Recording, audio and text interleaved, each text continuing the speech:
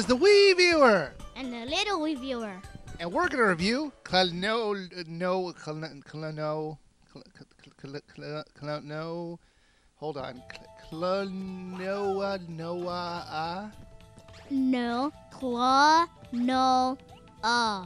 Klonoa is a remake of a PlayStation game from 1997. The game is basically the same, but has better graphics, voice acting, and some extras. I never played the original since the only thing my PlayStation was used for was Lunar 1 and Lunar 2. I know it's a bit sad that I would spend $100 on a PlayStation just for 2 games, but I love them so much I buy them for every platform they're released to. So what'd you think of this game?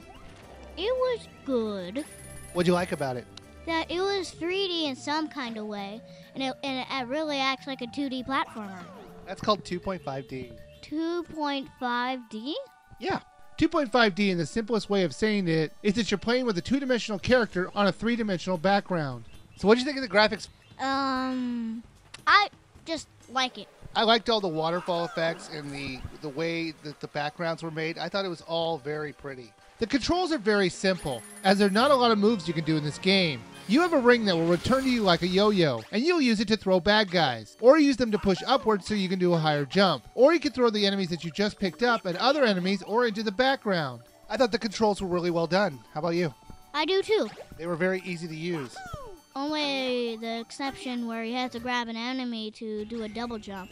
I thought that was worthless. You didn't like doing that? I thought that was clever. Remember when you had to do like triple jumps where you had to hold on to many enemies at a time? Where you had to keep constantly grabbing on enemies as you're jumping? I thought that was cool. That was hard. Yeah, it was hard, but it was fun. What? Fun? Yes, this game was fun. Agreed. There are puzzles to figure out and keys to find. And it's done in such a fun and fresh way, it's never a chore to do it. That's not to say, though, they're all easy to figure out. Sometimes you really have to think hard how to solve a puzzle or how you're going to get that key. Plus, as a bonus on each level, there are pieces of a figurine to find, so you'll need to explore all the nooks and crannies to find them all, if you really care. So what about the cutscenes? What did you think about all the cutscenes? There were a ton of cutscenes in this game. Almost to the point of obnoxiousness. And that's saying something coming from me, from a person who loves cutscenes. Thank God they were skippable. What'd you think of the cutscenes? I think they were a little too violent. Too violent. Do you remember when Klonoa is a... Whoa, whoa, whoa, whoa. You know why I had to bleep that out? Because you just gave away a huge spoiler to this game. You can't do that. And it's... Stop that! I only have so many sound effects I could use. So was there anything you didn't like about this game? Oh, I think the difficulty could be a little easier.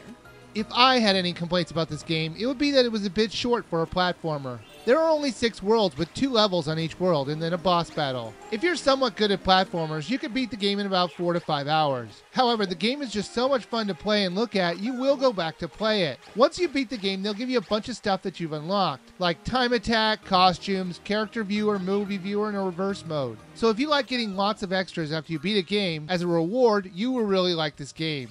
What did you think of Klonoa? Would you buy, rent, or skip? I don't know about buy.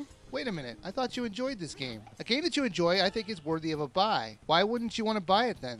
I think it's just missing something. Like what? I don't know, but it is just missing something. So you're saying there's something missing that would push it to the buy category for you? Yeah. So you think it's only worth a rent?